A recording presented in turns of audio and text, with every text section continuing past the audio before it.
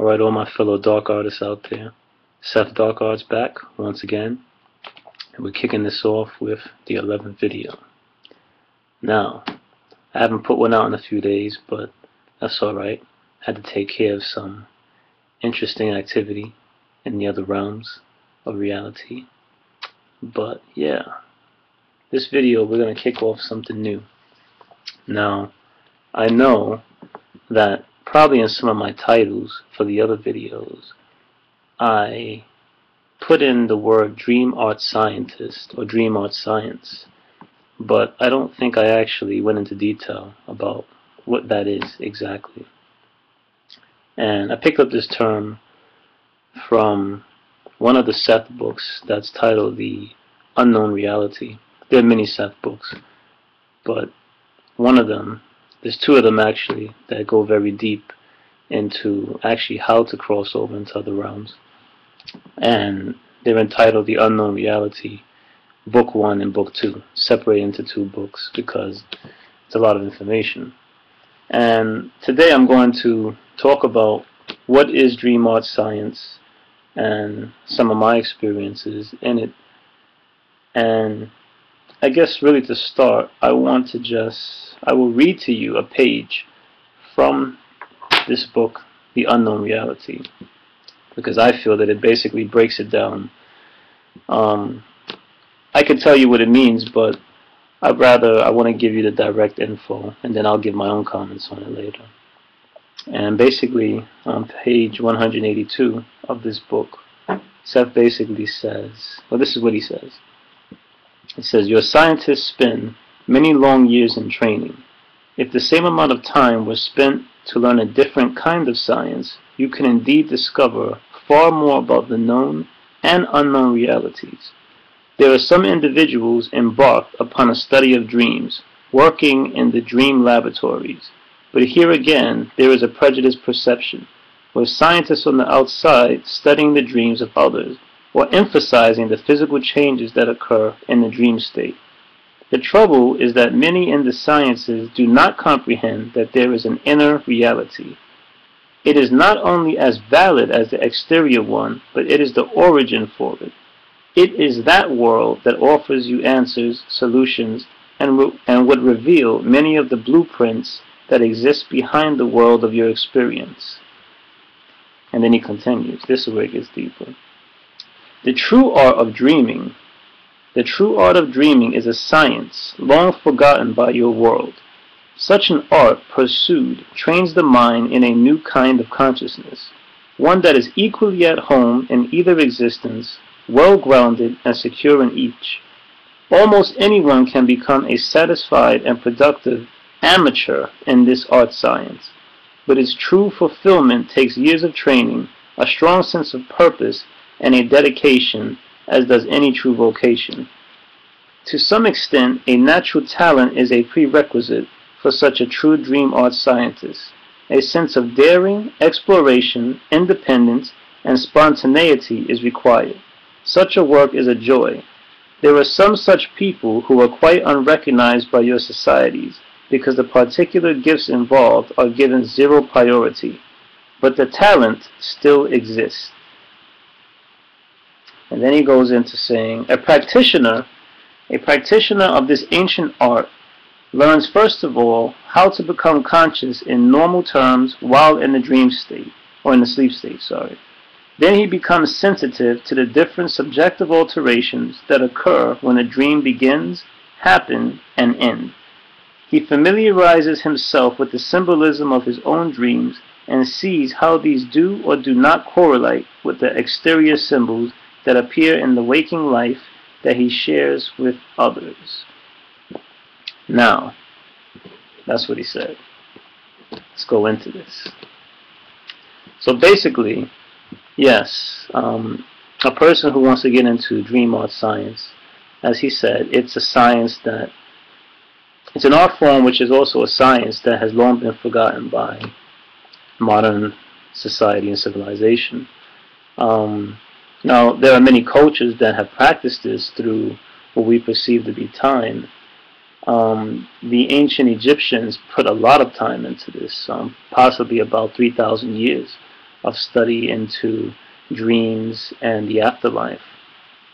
But of course, compared with modern society, they'll tell us that's just nonsense and completely useless. And I like the part where he says there are many talented people. There are many people with this talent, but the talent is given zero priority. Basically saying that it has no importance in modern day society. Nobody cares about dreams. And what he was saying as far as the dreams are not just dreams, they're the blueprints for our physical reality.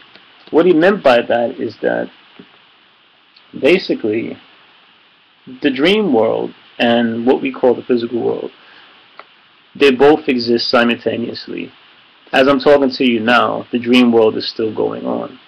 And I told you this before in my other videos, that just because you wake up, the dream or whatever you perceive to be a dream or your out-of-body experiences or wherever you go that's not in this reality, they don't end when you come back to your body.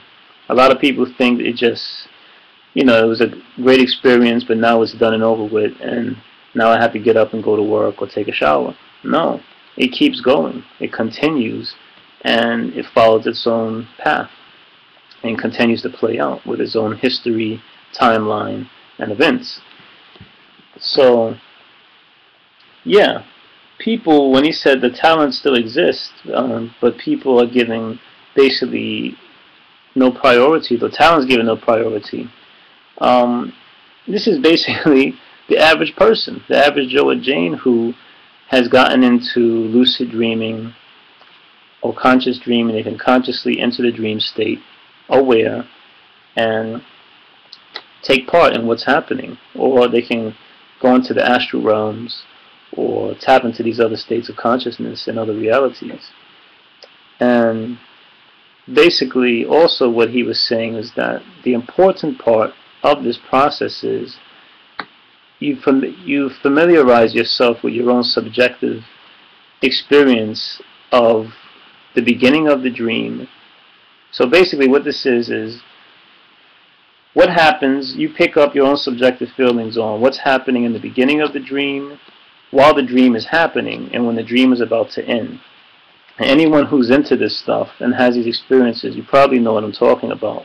How as before you enter the dream state, there's always a few clues that if you are aware enough, you can pick up on them. So I'll just give you an example from my own experience. I had one last night where I crossed over to the other side.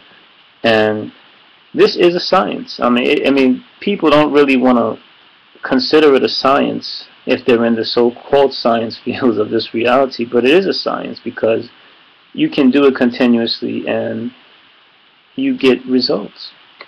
So basically I woke up, and I had fell asleep. I went to bed, I fell asleep, and I woke up at 3 a.m. in the morning, and I said to myself, okay, well, it's time to go out of body. So I went to the restroom, used the bathroom, came back, stayed up in the kitchen for about, I don't know, could have been about 10 minutes or something, and I read a few pages from the Seth material, one of these Seth books. And the purpose of doing that is it didn't have to be a Seth book, it could have been anything pertaining to dreams or out-of-body experiences, just to get my mind and my consciousness flowing in that direction. And I read a few pages from that to kind of juice me up a bit. And I laid back down. I said, all right, well, it's time to get busy. And this is something that I have done many, many times over and over again. So if you want to break it down to scientific techniques that follow a scientific process, yeah. I wake up, I stay up a little bit, read some information about it, lay back down, close my eyes, and it's always the same. I close my eyes and I stare into the darkness behind my eyes. I project myself deeper into it, and it always plays out the same. I start seeing very dim flashes of light, and then they get brighter and brighter, and the images start to form sporadically here and there. And then I hear noises and conversation, and then boom, suddenly I'm just there. And it's very interesting. There's a very brief moment where you don't actually know what happens, but it's like 1 minute I'm on the bed, and then suddenly you're just there. So there's no tunnel or anything that, for me anyway, my own personal experience, there's no tunnel that I'm walking through or anything like that. It's just, I see these things forming, and then there's a brief moment where I don't know what happened, and then suddenly I'm just there. And this is how I've been crossing over from the beginning, since I was a kid. So yeah, works for me. And that will be my so-called scientific technique of doing it. And I have always had the same results. So anyway, yeah, I crossed over into this reality last night, and it was in a city. And there were people walking around. So I said, okay, well, let me try my telekinesis. And the reason I keep bringing up telekinesis, everyone does not have to do telekinesis. This is just something that I like to do. It's very fun and an interesting skill that benefits me when I cross over into these other places. And like all skills, even though this is a skill that only takes place on the other side, you have to practice it, because if you don't, you lose these things, just like anything else. So I decided to try. I saw a store, and I went up to the store, and they had some items outside, and I tried to move them, put my hand out as always, tried to move it, and then moved a little bit, and I thought, okay. Then I tried to move something bigger, and it didn't work, and I said, what's going on here, man?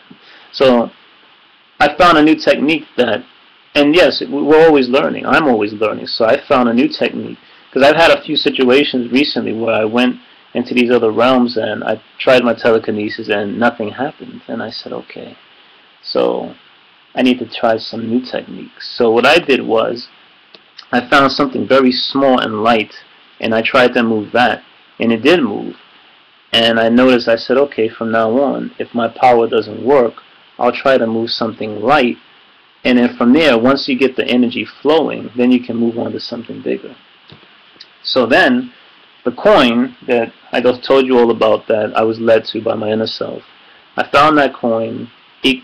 Somehow it was there also, and I started playing with the coin and kind of just levitating it in my hand, and I was completely aware, of course, I was conscious at this time, and I started having fun with people. So I would throw the coin out, like just throw it up in the sky or throw it away from me, and then pull it back to me and catch it.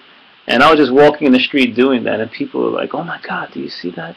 And they probably thought I was a magician for that town or something, but it was very interesting. And then I started getting a little foolish and crazy. So I saw a couple walking, and I threw the coin in between this guy's legs, and he jumped, and then I pulled it back. Yeah, I know, it's kind of a jackass thing to do, but I don't know. I wanted to have fun. So I was like, yeah, this is cool. So then I walked down this hill, and this is what comes into the dream art science part, where, you know, you don't have to have a university degree to consider yourself a scientist, or, you know, to follow different types of science. And there's no degree for this type of science that I'm talking about. But what I'm simply trying to say is that anyone can be a scientist. There are many different kinds of science, not just what we see, not just academic science. So this is where dream art science comes into play. But as I'm walking down this hill, I'm having fun, I'm clowning around, but at the same time, I'm also here on business. You know, I'm having fun, but this is work that I partake in. So I'm noticing, I'm just looking at the detail of everything, and I'm like, wow, this place is new. I've never been here before. And at the same time, I'm thinking about my body back right now on my bed, and I'm saying, okay, this is good. And it was interesting because as I was walking down this hill, I'm taking in all the details, but at the same time, I can't really explain this, but there's a type of monitoring that you do that I've picked up on myself over the years, that I'm aware of what's going on, but at the same time I'm kind of balancing, not slipping back into my body and waking up. So there's kind of like multiple things happening at the same time. So I'm walking down this hill, and I don't want to go too much into the dream because it wasn't really that exciting, but yeah, I was there. And I went down, I saw a beach, and I remembered back to the Astral City, or the inner temple I was telling you all about. it dawned on me. I said, oh yeah, I want to create, I want to continue creating my city. And I saw a beach, and I said, well, this is the perfect place to start, and I want this beach next to it. So I was viewing the beach, and it was very beautiful. The wind was a slight breeze, the ocean was moving, and on the other side was a highway, and I said, well, all right, got a highway. And I saw a car driving. I tried to move the car with telekinesis, but it didn't work. This was a busy highway. So I said, all right, I'm not going to waste time on this. So I started back up the hill, and this is when something happened. So, as I just read to you from The Unknown Reality, Seth said that a dream art scientist is aware of the subjective feelings before the dream starts, when the dream is happening, and when the dream is about to end. Now, anyone who has gone out of body or had lucid dreams or these type of things, there is a feeling, if you're aware of it, of when you're getting pulled back to the body. So I discovered another technique this week that I've pulled off so far 2 times in succession, and they've worked beautifully for me. As I was walking back up this hill, the world started to go dark. Because it was daytime, it started getting dark, and I said, uh-oh, something's happened. I'm being pulled back to the body. And this new technique that I worked out for myself was, as the world was beginning to go black, the world started fading out rapidly. And I came back to my body. And I felt I was back. I was back here on this side. I felt myself in my bed. But the new technique that I've discovered, and I've done this again during this week, and I had another experience, I was back in my bed, in my body, but I didn't close my eyes. Now, you've heard this story, maybe you've heard this for lucid dreaming. People have the spinning technique. They say when you're having a lucid dream and you feel it slipping, you know, one technique is focus on your hands, rub your hands, or try physically spinning your body. I've had this so many times where I was being pulled back and I said, okay, spin my body. But number one, it feels really stupid and it looks stupid. And this goes into, you know, to each his own. I'm not knocking anybody. But for me personally, I don't want to stand going, and spinning around. So I said, all right, I got to find something that is just much cooler, or I don't want to do that. And also, the other reason is, I always say, okay, don't forget the spinning technique. And as the reality is fading out, I say, okay, spin, and I'm always too late and I wake up. So what happened was, the reality was slipping. And I said, okay, it's fading out. I closed my eyes. So the reality faded out. As it was fading out, I started spinning, but in my head, in my mind only. So in my mind, I was spinning my consciousness around. And I came back to this reality. I was on the bed, and I was laying on the bed, but I didn't open my eyes. And I learned for myself, this is a key. Don't open your eyes. So I didn't open them, and as I'm back here in this reality on the bed, I'm still spinning in my mind, the consciousness, my consciousness, and I remembered in detail the last thing that I saw. So as the reality was fading out, I'm taking it all in and remembering small details, exactly where I am, really taking it all in, and then I keep that in my mind, that image of the last scene I remembered. When it goes dark, as it's going dark, start spinning around in my mind. So take that image, spin it around. And when I came back on this side, I was in my bed. I kept my eyes closed, continuously spinning, and then boom, I went right back. And I thought, wow, man, that was cool. You know, that was some deep shit. So, and this has worked for me twice already, where I was conscious, reality was slipping, and I decided this new technique. And it's been working, so yeah, try it out. It might work for you too. As I said, to each his own. You might have your own techniques. But this is just something that I have discovered for myself, and it's been working. So yeah, very simple. Keep the reality, spin in your mind. Remember the last image you saw. Focus on that image intensely whilst keeping the spinning going on in your mind. When you arrive back on this side, do not move, do not open your eyes, and continue thinking about what you saw and keep spinning, and maybe you'll get pulled back like I have. So yeah, that's what happened to me. But basically, that little story that I just bored everybody with, is to tap back into the dream art science. I just covered all three parts. Noticing my own subjective feeling of when the dream or when you're about to go out of body. And that is focus my consciousness into the darkness behind my eyes, noticing the dim lights and then the sounds and then the voices, and then boom, there. That was the intro. Second part, noticing in the middle of the dream while it's taking place. And that's when I said walking down the hill, focusing on what's going on, but at the same time, I can't really explain it, but it's like maintaining a second level of awareness of maintaining the reality, not getting too crazy or excited that you cause yourself to go back to your body and wake up. That was the second phase. And the third phase, being aware of when your reality that you're in is about to fade out or you're getting pulled back to the body.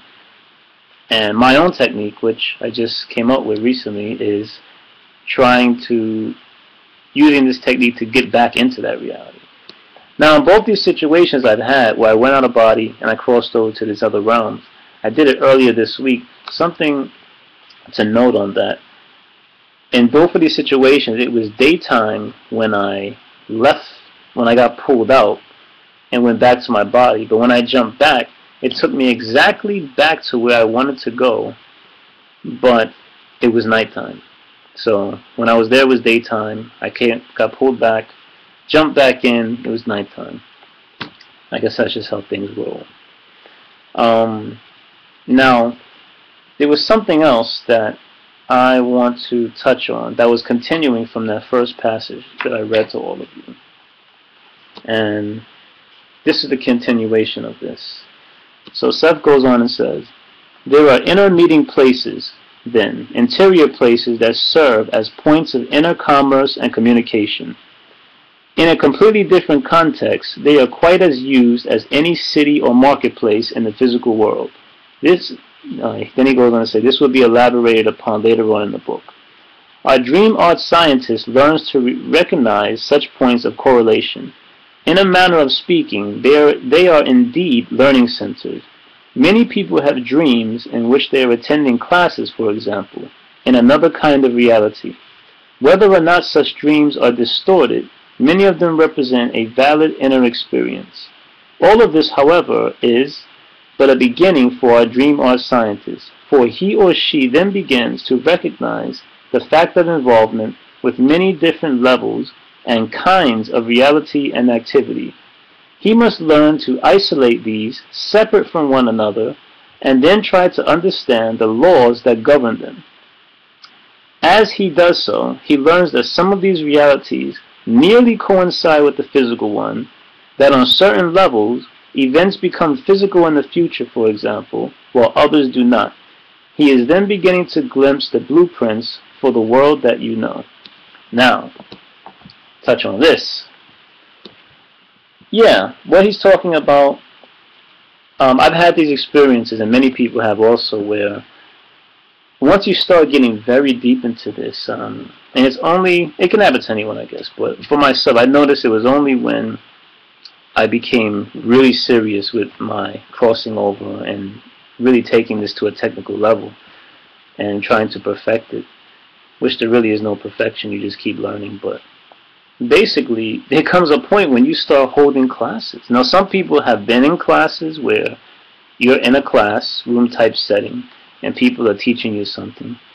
It doesn't have to be a classroom. It could just be somewhere out in the field and you're basically being taught something.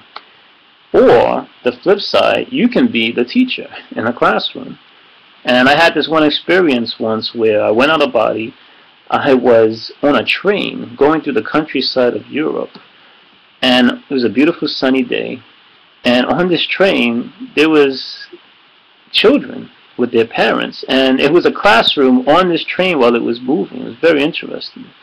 And this little kid came up to me and he asked me, what are dreams? And I said, so I don't know the details, but I basically said, I wrote it down. Dreams are another part of reality that you go to, and you can go to there any time, especially when you go to sleep at night, and you can do anything you want and you have special abilities. I was basically teaching this kid, and then next thing you know, another kid asked me a question, and when I looked up, it was a classroom setting, and you had these children with their parents sitting behind them, basically just watching. And it was very interesting. I said, okay, who has dreams? And all the kids were like, me, me, me. They were raising their hands, and I was a teacher. And I've had that experience many times where I've been in a classroom talking to people and teaching about the nature of reality. And I've had other times where Seth speaks about these inner meeting places, or psychic meeting places. I've had those where I'm sitting down, probably in a cafe setting or somewhere, having a very, very deep conversation on the nature of reality, other realities, and all of these type of subjects with people I don't know, people I never met them before. And we're really getting deep into these conversations, and the level of detail is so real, it's unbelievable, because, well, it is real. Wherever I'm at, it's real, but just saying how what I'm trying to focus on is that this is a real debate going on with these other people or entities where they don't always believe me. You know, I tell them this stuff, and they're like, I don't believe this stuff. But we're having a real debate or conversation on it, which brought me to the conclusion, or one conclusion anyway, is that these other realities are not always so much more advanced than ours. I think a lot of people have the mistake of thinking of, okay, when you go to these other realms, it's going to be angelic beings and they know everything. Actually, no. They can be quite as lost or unknowledgeable as we are here. And when I cross over into these places and tell them these things, they look at me just as crazy as someone on this side would look at me when you tell them this stuff. And if I decide to fly or use telekinesis, they're just as shocked than if I was able to do that here in front of somebody. You know, they're like, oh my God, you know, and this type of stuff. So yeah, sometimes they are just as unknowledgeable in these areas as anyone else would be on this side. And yeah, so those are places, inner meeting places, and that kind of taps into my last video when I recommended everyone to create their own inner temple or astral temple, whatever title you want, and at some point move up to the confidence of trying to create a city, which I know it sounds crazy, but hey, this is the stuff that's going on, man. I can't, you know, I have to say what it is, whether people believe it or not. This is what's happening. And basically, in a nutshell, that is what dream science is about. There are many other areas. I recommend you to get the book, The Unknown Reality, because there's two other fields of interest that gets much deeper also. You have the Dream Art Scientist, or Dream Art Science, then it goes into the mental physics, which is basically tapping into shifting your consciousness to be able to actually go into things such as atoms and DNA. And Seth basically said that Einstein was probably one of the people to come closest to using that ability.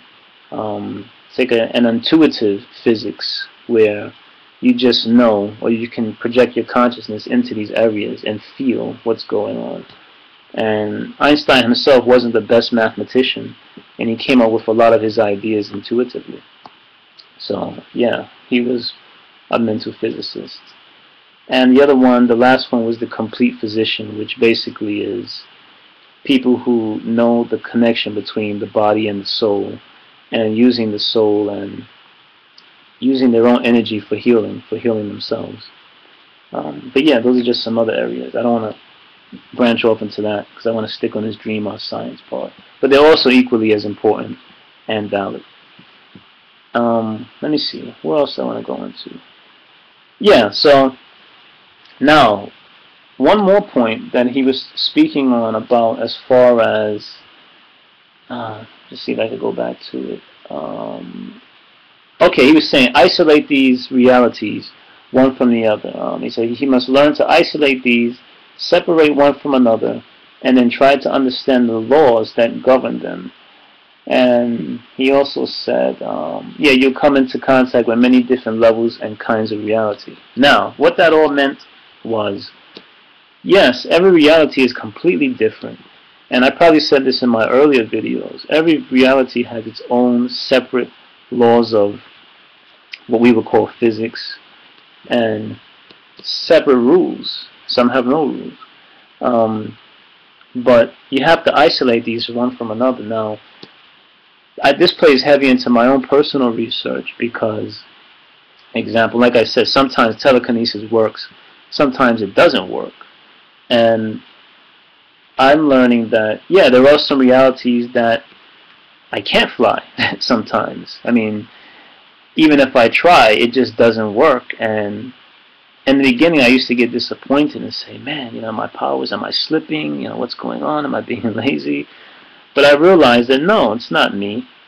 The same way that I can't fly here is the same reason that I can't fly when I go to this other place. Whatever the mass belief system is. And my own personal theory is that when I can't fly and can completely use no powers at all, this is probably a reality that I've crossed over into that's not really connected to my own thoughts. Now, I said before, all thoughts have electromagnetic realities, so we have our own inner realities, but at the same time, there are other realities that we enter into. So I'm starting to feel that ones that I have complete full access and power to all these crazy abilities of mine, these are ones that are closely connected to my own inner reality, where basically I play God and I am God in them. But when I get to a place where I can't do any of this stuff, it could be just me, or it's possible that this is somewhere that is not connected to my own inner reality, and I'm actually out of body in a completely different reality that has its own laws and mass belief system, which prevents me from doing these things. Now, see how this all ties into the dream art science? You have to really be technical and have fun at the same time, but you have to make notes of all these things, and I make notes of everything. Little details, little things that I've noticed. And what I've noticed recently is that, yes, telekinesis does not work continuously all the time for me, but there's some things that always happen, and that is flying and increased strength. And whenever I would get frustrated because telekinesis wouldn't work, it seems that increased strength was always like definitely there, where I could just grab a car and throw it or do something like that. But I don't want to contradict myself right now, because I said before, some realities you can't do anything. Even if I can't fly, say for example one reality, it's still there. It's still sort of there. Like I would jump and levitate for a while and come back down. But to take off like at light speed and go flying through the sky, sometimes it's a little bit limited. It could be my own self limiting myself. And if I can remember clearly, those experiences where that did happen, I wasn't exactly focusing on putting enough energy into really trying to fly and take off, because I was interested in something else that was playing out at that time. So, yeah, from my recent experiences and ones in the past, it seems that so far the basic standards when going on about, for me anyway, is flying. That's like one of the basic standards. And coming in second would be increased strength. And I know this sounds like some comic book shit, but I can't make it up, man. This is what's going on. This is what I'm having my experiences with, and other people as well. So, people laugh.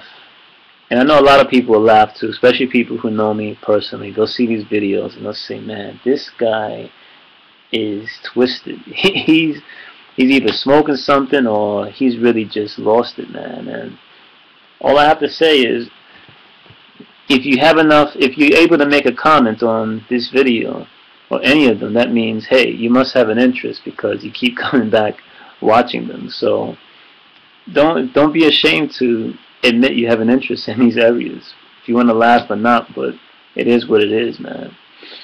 But yeah, so now I'll make you guys laugh right now. You know about my coin story and many other things that tie into different things. I'll make you laugh. I'm sitting on the train a week ago, and I sit down on the subway over here in Japan. And the moment I sat down, the image of condoms popped into my head.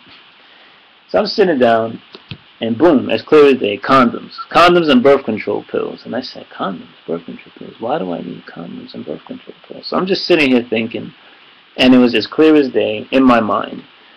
And my inner voice says, condoms. And I said, condoms? Why condoms? But he never responded back. So why do I need condoms, man? I'm getting lucky tonight. But yeah, so I said, condoms. So anyway, I come to my stop, and this person gets up next to me. And when I get up, there's a box in the corner. And I said, well, what's that box, man? So I said, I don't need it. So I decided, I thought it was an empty cigarette box. As I'm getting off the train, my inner voice kicks in and says, get that box. So I was like, why did I get this box, man? And it's like, get the box because it has a purpose. I said, okay. So I went back on the train, grabbed the box. To my surprise, what was it? Here we go. A box of condoms, brand new. Still had the tape on and everything. There's 3 in the box, Japanese style, I guess, you know. But that's what it was, man. It was a box of condoms.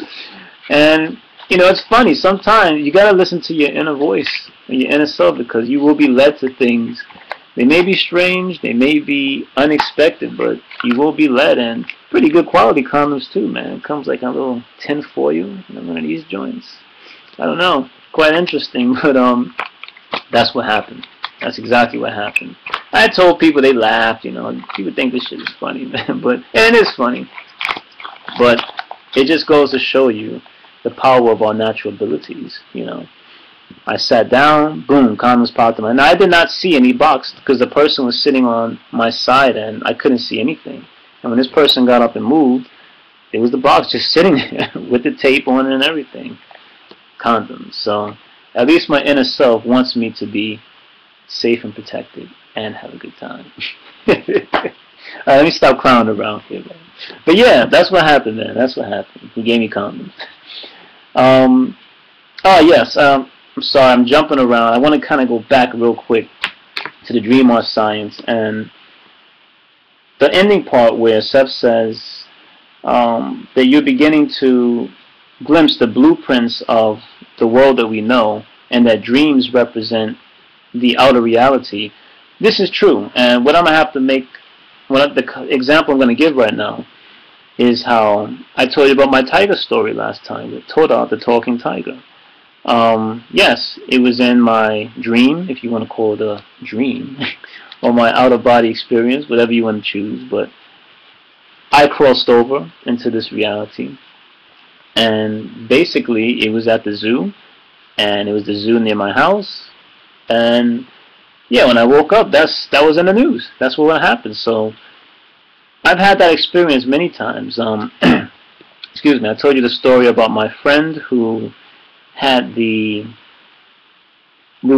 crossed him into this reality. He was playing classical guitar, flamenco music, teaching me how to play. I woke up, called him immediately, asked him, what are you doing? Oh, I'm on my way to the store to check out a new classical guitar for flamenco. So, and I did have a series of episodes which happened for about a week where, I don't know, it was like Animal of the Week or something, man, or Animal of the Day.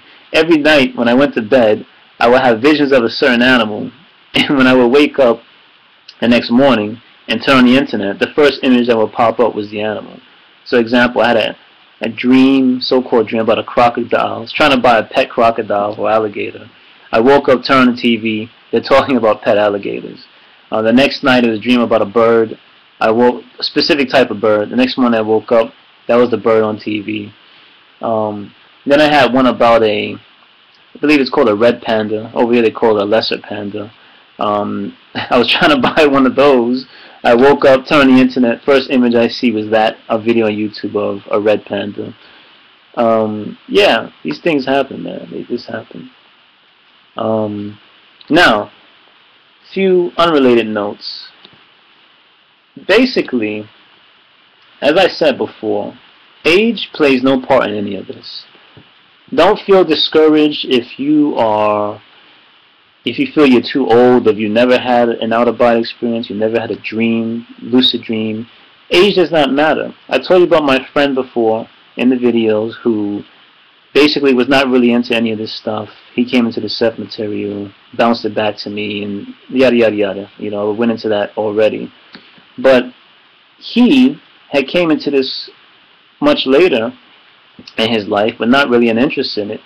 And to prove to you that time doesn't really mean anything, he advanced so quick that he became basically to where I'm at as far as thinking, and we have deep conversations on this stuff all the time, and very similar experiences.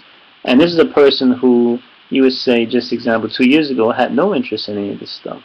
So he has basically sped up his consciousness with both of us helping each other, because we're both talking about these things and we're both assisting each other, and we help each other grow. And that's what it's all about. When you have these conversations with other like-minded individuals, you will also grow and expand your consciousness even deeper and larger to take on more concepts. If you're sitting in the bar talking about sports all day, I'm not knocking it, but that's not really going to take you anywhere, you know. So, yeah, that's what I have to say about that. Anyone can advance to my so-called level or anyone else's level overnight if they wanted to. It's all depending on your reality, your belief system. We create our own reality, so yeah, we advance as far as we believe we can. Just trying to see if I left anything out, because this video is it's already hit the 40-minute mark. I don't want to get too crazy and keep going on. But I think I covered all the important parts of what I really wanted to say.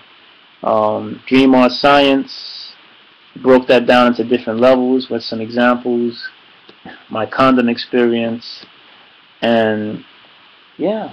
I hate this because every time I finish a video, I go, damn, I forgot to say that. But I think right now I don't really have anything else left to say. So, yeah. Continue your experiences and your experiments. Yeah. This is an area that people need to start going more deeper into. And if they did, as I said before, it would cut down on a lot of the stress and drama that's going on in the world, because once you start getting into these areas, yeah, I have to explain this really briefly. This stuff is really deep, and it takes you deep. And not only deep into other realities and all that kind of stuff, but it takes you deep into yourself, of who you are and what you are. And human is not one of them. We're not human. Human is just some term that was made up by, you know, whoever and decided that this is what we are. But yes, it takes you deeper into yourself. Studying other realities is the study of yourself, because it opens up your consciousness and your mind and expands your way of thinking and puts you into a higher range of thinking. And you start to see reality from not the perspective of I'm just a small human on a planet who has to do this, this, and that because someone else has laid out my future for me. And it lets you become aware of more of what's really going on. And there's a lot more going on than just what we see on TV and what's happening around us. So yeah, get busy, tap into your own powers, and as long as I can, you know, if nothing happens to me, I will continue to try to put these videos out. And it's not just for your benefit. These videos benefit me as well. I enjoy getting comments from people, and yes, I really do like the questions and the compliments. It helps, you know. Compliments make you feel good, and you say, oh, wow, that felt good. Let me make another video. But that's not important. What's important is it helps me also, because when I make a video, and I don't know, am I teaching? Maybe I am. I guess I am kind of teaching. I mean, I'm really explaining my own experiences, but if someone's learning from me, then I guess that would kind of qualify me as a so-called teacher. But as I said before, there are no masters. And what I mean by that, I have to rephrase that. When I say there are no masters, we are masters. We're masters of ourselves and our own reality. What I meant by saying there are no masters in my other videos, meaning you don't have to look higher up to another person, a guru, or some so-called spiritual master, and have them put you down and tell you that you're not worth anything and that they're better than you.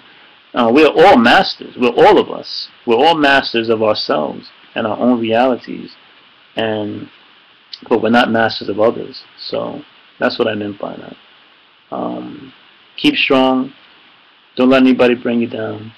And yeah, hit me back. I've been getting some really good compliments. Not compliments. Compliments too. But I've been getting some really good feedback. That's what I meant to say, from people, and questions. And like I said, when I answer questions, I'm not saying that I know it all. I'm just giving you my own ideas, and that's what it's all about, exchanging ideas and expanding our minds. Alright, that's all I have to say for now. I'll keep going on until next week. So take care, and peace, love, and harmony as always, and keep your inner senses open for contact from the other realities, because they might be trying to get in and get in contact with you. Take care. Bye.